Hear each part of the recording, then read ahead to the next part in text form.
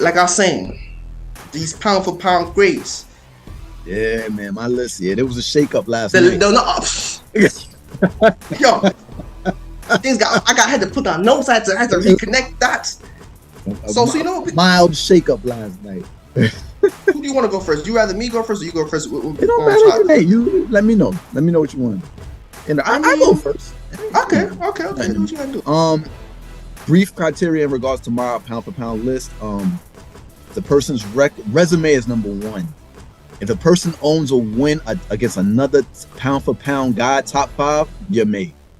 Automatically. Chances are you're gonna be in the list. Like that's the biggest resume pattern you have. You beat another pound for pound guy. Perceived dominance. Okay. Perceived dominance is something we talk about.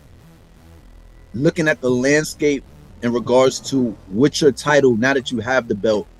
Do I see you? Can I perceive you dominating for a long time, or are there guys in the division that I can question you in regard? Like I don't think this ring gonna last more than 2 and 3. That would get you up the list.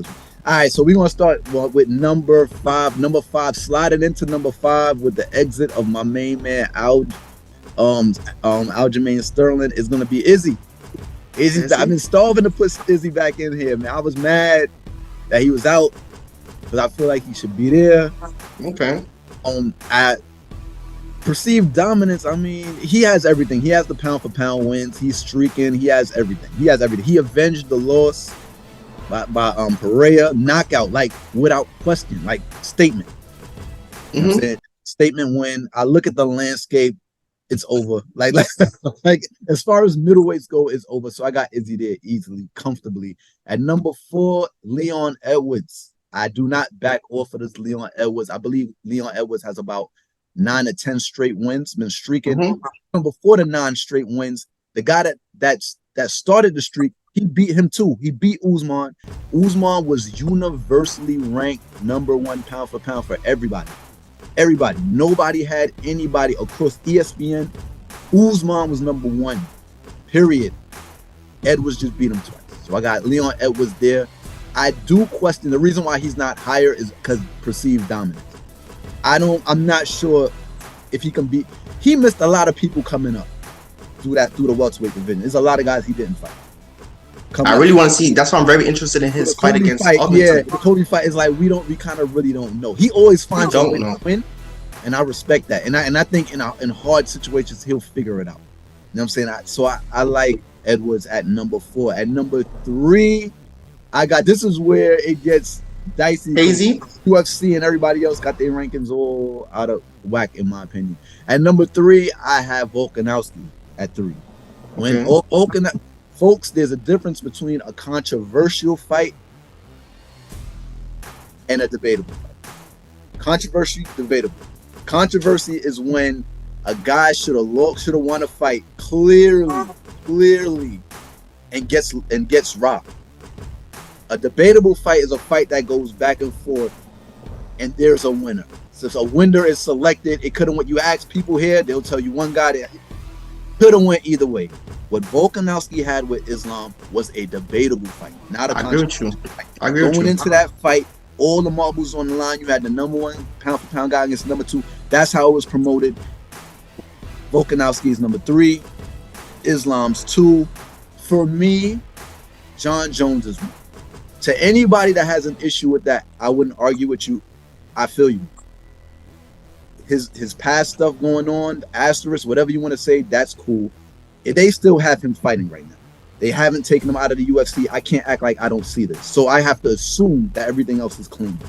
If you're going to test the guy and he fails the test and you're going to penalize him for that, those tests that he did pass, we got to give him credit for that. So I have to assume that all of these fights, we have to be fair about that. Like, that's being fair. I have to assume that all the rest of these fights was clean based on that analogy in itself. If I'm going by that, John Jones was pound for pound when he left. When he came back, he kept his resume relevant by beating the number 1 guy in the heavyweight division based on Ngannou leading. Like it was nothing. And not only, there you go. Perceived dominance. Perceived dominant.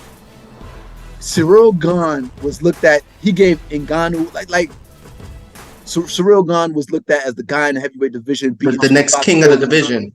Seconds. He beat him in a minute. In a minute. John Jones is on my list. If you don't agree with John Jones, I feel you. I'm not even gonna disagree with you because I get it. I'm not. They have tests there for a reason. But at the same time, if we want to penalize him for tests, I bet he passed a whole bunch of other tests and he beat up a lot of big names in the midst of that. We have to count that as well if we being fair. So that's my list. All right, I feel you. I agree with you 100%. No arguments against the list. No arguments against the list. My list is a little different though, and I'm gonna start from one. And I'm gonna start where you started too. John Jones, Johnny Bones Jones, and you brought up some valid points in which if you're gonna penalize him for the failed test, we have to give him credit for the successful test. I'm gonna go deeper. The stories I heard about this man is just different. Like I remember he did an interview with John Jones with Joe Rogan, and he said that what he used to do was he would party hard like a week before the fight, just to say that if he loses, he can have the excuse as to why he lost because of that party, and he never lost. Like things like that. When I hear, it's like, yo, just like these are the kind of stories you hear about in them Jordan documentaries. You know what I'm saying? Yeah. Like Jordan had a flu, or like he was playing and someone on the sideline said something to him, he took it personal, so he gave the dude 50. Like or heard about Larry Bird. Larry Bird would be like, hey, like, yo, my left hand, I working right now, so I'm gonna beat you with the right, and he tells people what he's gonna do. Right. Like these are the same stories you hear about John Jones. And again, pound for pound greats. You literally see him walk from one division, one weight class, go to a whole nother weight class after taking about like a year off, more than a year off, and not losing his stride. Yeah. Even Muhammad Ali, when he took off, he had to reevaluate his whole fight strategy. Yeah. That's rope-a-dope. John Jones walked in there like he just fought a month ago. You know what I'm saying? Yeah. So when you see things like this, you can't just be like, this. Okay, let's put it out there. Let's say he's taking steroids. Steroids don't tell you how to win these fights. Right. They help though. I mean, they help though. They definitely help. You outlasting people. But if outlasting the key to it, then I don't even. The fight didn't even last long enough for either one of the gas tanks to be out. Yeah, it's skills. That was purely skill. So I have to put John Jones as number one. Yeah. Number two, Islam Makhachev. It like the way he's been dominating his division. He had another pound for pound go come up to try to take the belt from him. And even though the fight was the win was debatable, on record it's still a win. So you have to give it to Islam. The way he dominated Charles Oliveira, who legitimized the division after Khabib left. Pound for pound, and he was pound for pound. He was pound for pound, and he beat him. He beat the submission king with a submission. Yeah. So the perceived dominance is more than evident with Islam Makhachev. Number two. Number three, just like you, I gotta give it to Alex Volkanovski because the win was debatable. I've never seen anybody do that to Islam or give Islam that much trouble. There were times when he could have beat, and if you put him and Islam in the octagon 10 times, I can't say that Islam's gonna win more than half those times. Put my last, it's gonna be maybe 6-4, 5-5, something like that. Absolutely. Alex has to be up there as well. Look what we did to who was a great before him, Max Holloway. Yeah. 3 times, 3-0. Yeah. So you have to give it to Volkanovski. Absolutely. Number 4, I gotta put Whaley in there. I have to put Whaley in there. That dominance is more than evident, and one of your criteria is how you see her in the future running that division. I could see her locking that division in a reign as crazy as the lioness who left recently, who left from her division. I could see Whaley doing the exact same thing in her division.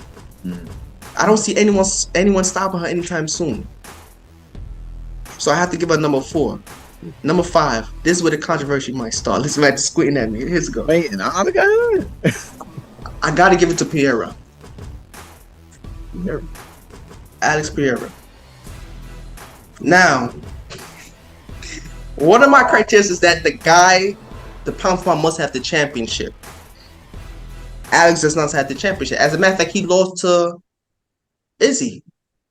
But I would say this about Izzy. First of all, the trilogy is not over. It is 1-1 in the UFC. And if you have the entire fight history together is 3-1. If you put the two of them in the octagon 10 times, I don't see Izzy winning dominantly like 7 out of the 10 times or 8 out of the 10 times. I will put my last dollar. It'll still be a 50-50 situation. He moved up, so to me, that's unfinished business. Then he moves up a division and beats the guy that Izzy couldn't beat. He does the exact same thing Izzy does. Move up a division and fights the exact same guy. Doesn't win. Now, the only reason why I feel he doesn't have a belt because they didn't put the belt on the line for that, but even though they could have, and they wait for Yeri. So until Yeri comes back and proves wrong to me, I think Alex is still the pound for pound number 5. Matter of fact, I believe if Izzy moves up a weight division, he's gonna send it back down. I believe that. But what are your comments? I see you smiling. I see the it was good until the last. I mean, that last pick, I got questions. First question I gotta ask you. Well, let me ask a question in regards to Jan. When Izzy fought Jan, he was the light heavyweight champion of the world. Yes. This Jan version of Jan is 40, and he's lost his last 2 out of 3. Man, it was the same dude. No. Remember, his last fight was a draw. Remember, it was a draw. And he lost to Glover. Easy. Glover's not in the division no more though. And Glover's one of the. Okay, so he lost to Glover, and then Glover ended up losing to another. So he's like the number 4 person in the division. But he did beat Izzy though. He did beat Izzy. You think he's the same fighter? I mean, but even I'm not gonna. Let me walk back. I don't use. Let me walk backwards. Let me be more direct about this. You could say, I mean, we saying that Pereira did something that Izzy didn't do. The last time I seen Pereira in the ring with Izzy, head to head, Izzy had the answer. Until I see that trilogy, I'm not saying that he got his number though. So how? I mean, that's like okay. So if just throwing this. So if let me put this out there. Okay. His last fight was a win against his last fight was a loss against Pereira. After that before that was a draw, and before that was a win. Yeah. His last loss was against Glover, who was the former champ. He hasn't looked. But what I'm saying again? He hasn't looked the same. He's sliding. How is he sliding when his last? When he won going to the championship into winning his belt, he won like 4 or 5 straight fights. Bro, so after he lost to Glover, he won his next fight. 1-1. Okay, you make it look like he was on a losing streak. His last loss. It ain't a winning streak. It's not a losing streak. I'm telling you, somebody's on a 5-fight winning streak, wins the belt and defends, and now all of a sudden goes 1-1 and 1 in their last 3. That's not a drop off. It's a drop off enough to disqualify to disqualify Pereira's win against him. You think it's that much of a? I'm asking you. I'm puzzled. No, but that's the question. That's the question I fight back at you. That's the question I fight back at you. Let me take a step backwards. I'm puzzled by the pick of Pereira on a whole lot. That's one. The head-to-head lost to Izzy is one. And then how does a guy? But it's 1-1 between me and Izzy. And then how does a guy make it on the pound-for-pound list when they lost a fight ago? You got people that's Leon. You got people that's undefeated with belts. And you telling me Pereira? The only reason Pereira don't have a belt right now is because the belt wasn't on the line before. No. Knocked out by Izzy 1 fight ago. That's the reason. The reason he would have had the light belt right, bro. The reason Pereira doesn't have a belt right now because he got knocked out 2 fights ago. Pereira could have won that fight. First of all, you make it look like it was a. We doing cut-ups? Can I talk? If you could say that fighter wasn't the same fighter, I could say that that fight could have went another way. That was when it, no. I thought it was pure. Bro, the two guys into the octagon, and whoever comes out win. That's what I thought it was. That's 1,000% fair. Yes, if I could say if in regards to Blachowicz, cool. Here's what I can't say. If the other two things I just said, he just got knocked out 2 fights ago. He's not on a streak, and he's not a champion. And the guy, you putting him ahead of the guy that just knocked him out. I'm putting him ahead of the guy just because I'm not convinced that guy has his number. It's the last thing that happened. It was so. The last thing that happened. You saying that Pereira, but you also said that one of the criteria. I'm just going by is perceived how far they could go in a certain division. You think if you really think? Come on, answer this question for me. You really think that if Izzy and Pereira fights right now? But let me ask you this question. Perceived dominance. You see him dominating that division? I think he's gonna have an issue with the guy that fought that had the tie with with Jan? Yeah, that dude is a problem. I think he's gonna outstrike him. I think Pierre's striking is gonna be an issue in that division. That's what I think. Bro, I think once Pierre get hit, that's gonna be it. Against whom? If he getting knocked out by Izzy like that, one of these 205ers hit him, that's it. That's it. Did Jan hit him in that fight? Well, no. I was about to say, Jan didn't get a chance to. Yeah, that's because Jan didn't want to see him in the striking. Yeah. I'm sure Jan didn't. I think a lot of them's gonna have issues with his striking. It's funny how Jan wanted to see everybody else in striking before he lost his first fight, but that's cool. When somebody step up and throw punches with Pereira, I thought that we went by if two dudes enter the octagon, they both are saying that they're ready, that they're at the level where they could pick this guy out and go for the chance. So don't tell me about how it was a proper strategy, bro. You think that Jan could outstrike Alex? Okay, I don't. Okay, that's my personal. I feel no. Jan, okay. Alex could outstrike him. This would I'm still trying to get past the other stuff. Hold up. We could take Jan right out of the equation. Okay, take right out of the conversation. You could say Jan is 1,000 times. He's better 1,000 times great. Cool. If you want to bring up my criteria, perceived dominance is 1. If you want to say you could see him dominating the division, that's cool.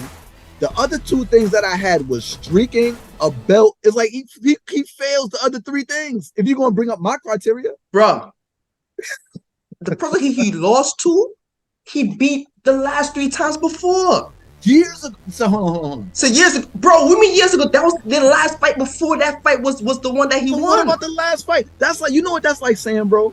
Go on. That's like saying LeBron and one of them lost last year, won this year, but nah, the other team better though.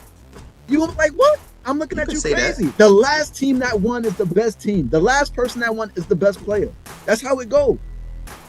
What are we fighting for? If that's the case, if I'm not fighting you to see who better, then what are we fighting for? If I fight you and beat you, that's it until we meet again. You can't talk until we meet again. I don't want to hear about your ifs. I don't want to hear till we meet again. Silence. Okay, so if you're going by the last thing we seen, the last thing I seen is Alex move up a division like Izzy did and beat the guy that Izzy couldn't beat. Not for the belt. Because they didn't put the belt on the line. Win a belt. They didn't put the belt on the line. There was no belt. Okay. The belt was vacant. They could have put it on the line. Once you beat somebody head to head, you are better than that person. Period. They resumes. I don't agree. Nah, that's because we just said it about Alex and Islam. They went head up against each other and who won? Fight. According to the judges, Islam won, but it was still a debatable window. It was still such a close fight that we don't. All right, put it this way: the perceived dominance criteria that you use, right, which I use too in my assessment, who's pound for pound. I don't see no perceived dominance of Izzy over Alex. I'm not convinced that he has Alex's number. I'm not convinced. I'm not, bro. But it wasn't like it was a dominating fight, bro. Bro, he knocked him out. It was not a dominating fight. He knocked him out. Let me say something to you, on all honesty. Now, you saw the first fight they fought in the UFC, right? Mm-hmm. You saw him with the punch that Izzy hit him with, right? That hurt him. I think like the first round. Right. That punch didn't look eerily familiar to you? It ain't look like the punch he just knocked him out with? Yeah, I was gonna go deeper. Come on, bro. Come on. He got him figured out.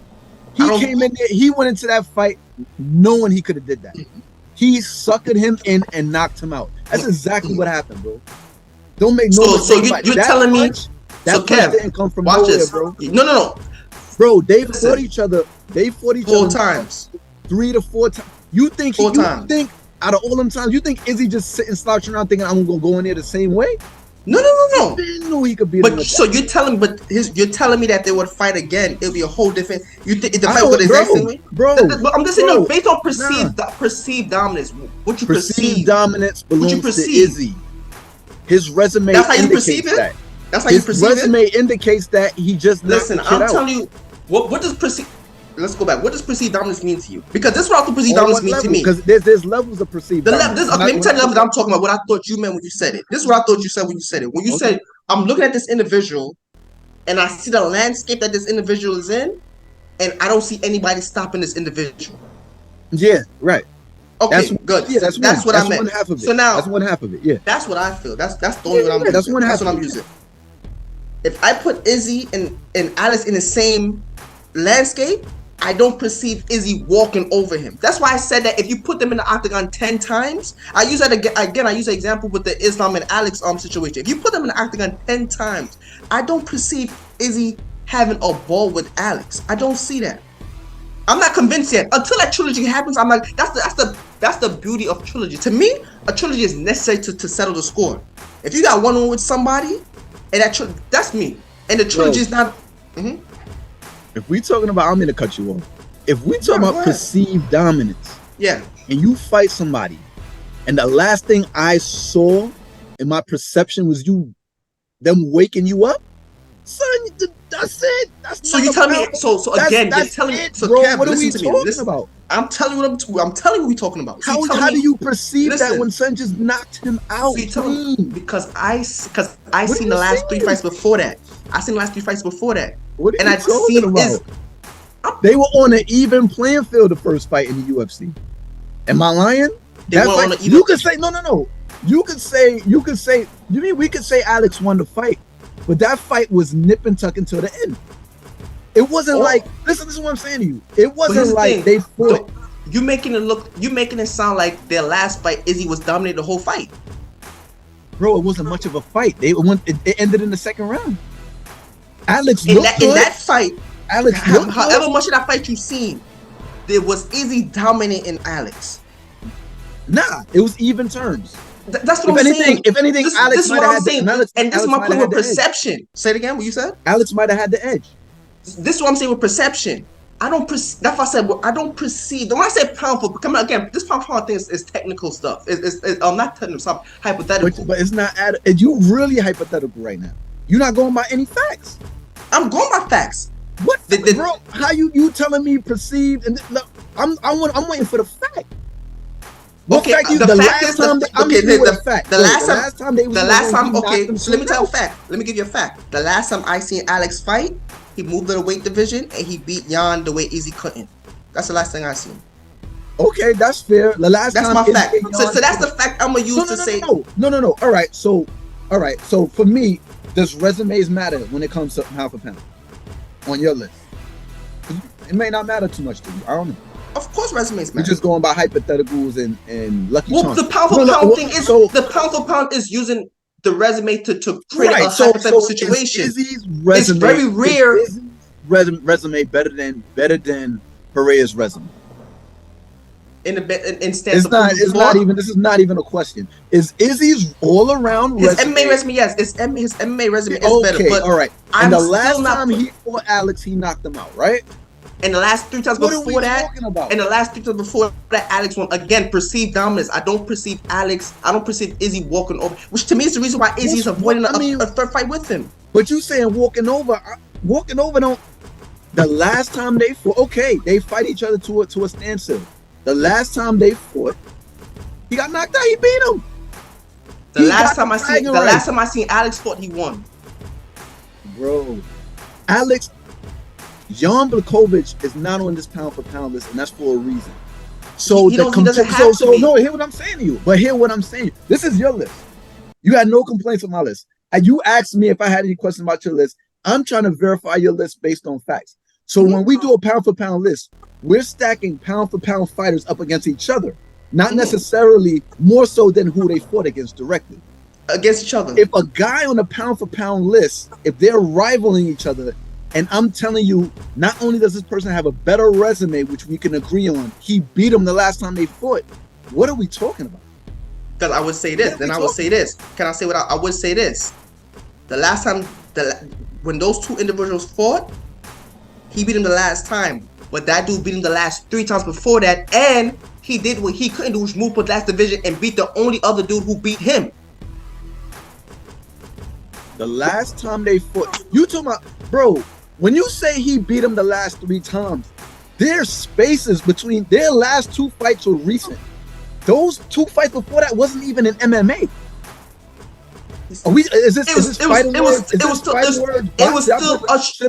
Should I put boxing in this too? Are we going pound for pound all combat sports? So you was going with UFC because boxing. It was still a striking match. Okay. That's not MMA. Well, you want to go with striking? So then let's put boxing. So Terrence Crawford, my whole list is about to flip. My whole list about to flip. Okay, thank you. Let's I'm about to keep UFC. 2 times in MMA. Let's keep UFC. Okay, we only fought 2 times in MMA. So they're tied. They're tied. And the last time I seen Alex fight, he did what Izzy couldn't do, and they're tied. Bruh, they're tied. Straight up. I'm being straight up. They're tied. Last time they fought. You're making it an Izzy versus Alex thing. I'm not making. But all right. Not to cut. I'm cutting you off, but not to cut you off. But I am cutting you off. I'm not. The reason why I'm making it an Izzy versus Alex thing is because if we're talking about, I just think that these two, they're on the same. If we're talking about pound for pound, like Izzy was my number 5. He was my number 5. My number 5. One of the reasons why is because he just put him to sleep. That's one of the main reasons. The reason I had to take him off, I had him high on the list. The reason why I initially had to take him off is because Pereira beat him. Okay, I had to respect. And remember, I had Pereira on my list after that point. Because I was like, that's a pound for pound win. Okay, watch this. Before you said not to cut you off, what I was gonna say is, admittedly, I did when I announced Alex as my number 5. I did put an Izzy in the conversation because they're inseparable. They Chris are inseparable. Yeah. And I would concede to you saying that let's just use the MMA records, right? As far as I'm concerned with the MMA records, it's 1-1. You did say that he lost the last one, but the perceived dominance is still there. I'm not convinced that there's a perceived dominance. I'm not convinced that Izzy has a perceived dominance over Alex, number 1. And I still believe they need to have that trilogy to settle it. But what I did see in Alex's last performance is that he went up a weight division and he did do what Izzy couldn't do. That's the only reason I brought up Izzy in it. Now, I'm very interested to see Izzy move up a weight division, and because I think that's going to happen eventually. And I think that will settle it 100%. But to me, there's not a perceived dominance of Izzy over Alex, and Alex did move up a weight division because let's not take this out the Let's not take this out the conversation that the fact that there has been word that Alex has had a lot of trouble making that weight cut, which could be the reason why it was. I'm not. And again, now I'm not being strong because watch this. I'm gonna say this. Let me preface it by saying this. It doesn't matter because he went to the octagon knowing that. When you go to the octagon, it don't matter. Yeah, you coming in with that big advantage. If it work against you, it work against you. You know what I'm saying? Fair enough. 100% right. I agree with you 100% right.